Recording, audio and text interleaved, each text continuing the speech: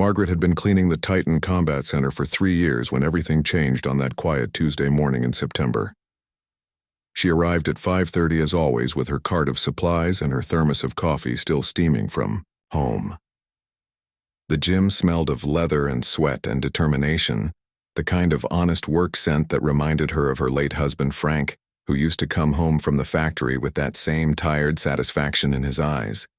At 62, Margaret moved, with the careful grace of someone who had learned to listen to her body.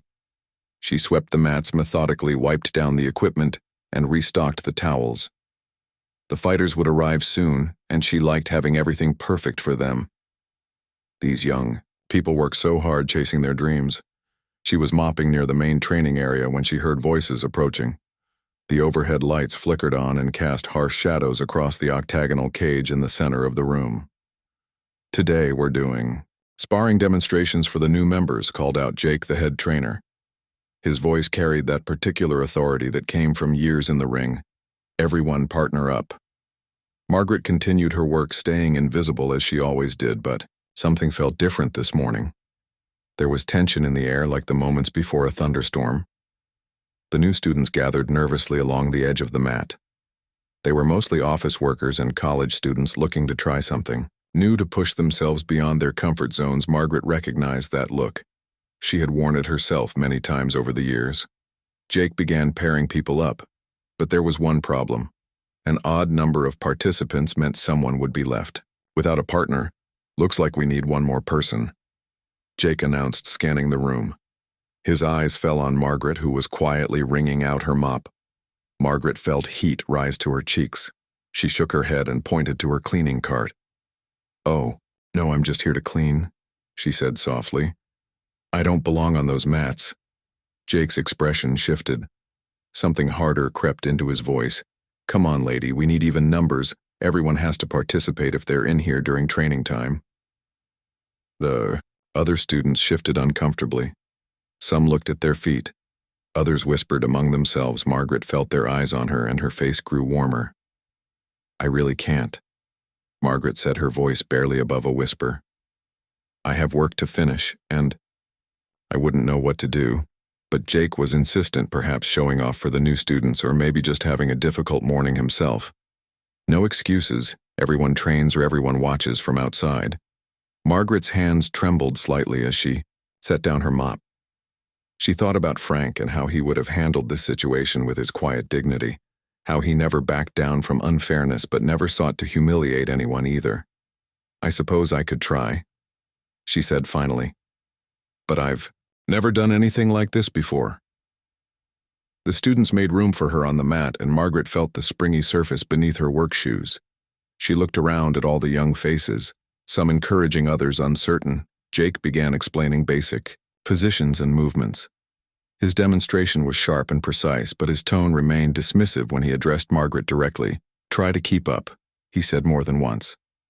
As they moved through the exercises, Margaret found herself remembering things from long ago. When she was young, she had taken dance lessons. Her body still remembered how to move with intention and grace. The balance required for the martial arts stances felt familiar, like muscle memory awakening from decades of sleep. The other students were kind. They offered gentle corrections and encouraging smiles. Margaret began to relax slightly, finding a rhythm in the movements. Then came time for the actual sparring demonstrations. Jake announced that he would work with each student briefly to show proper technique and control. When Margaret's turn arrived, she stood across from Jake on the mat, feeling smaller than ever in her cleaning uniform. The fluorescent light seemed brighter, the room quieter. "Just try not to get hurt," Jake said loud enough for others to hear. There was laughter from some of the students. Margaret nodded and raised her hands the way she had been shown. Her wedding ring caught the light. She thought about Frank again, about the patience he had shown when teaching her to drive, the encouragement he had given when she went back to school at 40. Jake moved forward casually, perhaps not taking the situation seriously enough. His guard was relaxed, his attention divided between Margaret and the watching students. What happened next surprised everyone, most of all Margaret herself, as Jake reached toward her. Something instinctual took over. Her body moved without conscious thought. A simple step to the side, a gentle redirection of his momentum. And suddenly Jake was on the ground looking up at the ceiling with a bewildered expression. The gym fell completely silent. Margaret stood over him, her hand extended to help him up. Her heart was racing, but her voice was calm. "Are you all right, dear?" she asked. "I'm so sorry, I don't know what happened." Jake stared at her for a long moment, his face cycling through confusion, embarrassment, and then something that might have been respect. He took her hand and let her help him to his feet. He paused, searching for words. "That was actually really good technique. Where did you learn that?" Margaret smiled gently. "I suppose you pick things up over the years. My Frank used to say that life teaches you how to stay balanced if you're paying attention." The other students began to applaud slowly at first, then with growing enthusiasm. Margaret felt her cheeks warm again, but this time with pride rather than embarrassment. Jake brushed off his training clothes and looked at Margaret with new eyes. "Would you mind showing us how you did that?" The movement was so natural, so efficient. For the next hour, Margaret found herself in the unexpected role of teacher. She demonstrated the simple redirection she had used, explaining it in terms of household tasks and everyday movements. "It's like when you're carrying a full laundry basket and someone opens a door for you," she said. "You don't fight the momentum, you work with it, guide it where it needs to go." The students hung on her every word. They practiced the technique with each other, marveling at how something so simple could be so effective. Margaret moved among them, offering gentle corrections and encouragement. She found herself sharing stories from her life, the wisdom that came from raising 3 children, working various jobs, and navigating decades of marriage.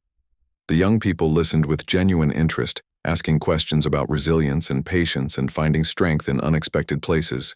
"You know," Margaret said during a quiet moment, "I think we're all stronger than we realize. We just need the right circumstances to discover it." As the session wound down, Jake approached Margaret privately. His earlier arrogance had been replaced by genuine curiosity. "It was wrong to dismiss you earlier," he said. "That was unprofessional of me. Would you consider coming back? Maybe not as a cleaner, but as part of our community." Margaret looked around the gym at the students still practicing her technique at the mats. She had mopped countless times at the equipment she knew by heart. "I appreciate the offer," she said. "But I think I like being both someone who keeps this place clean and someone who belongs here too. There's honor in both."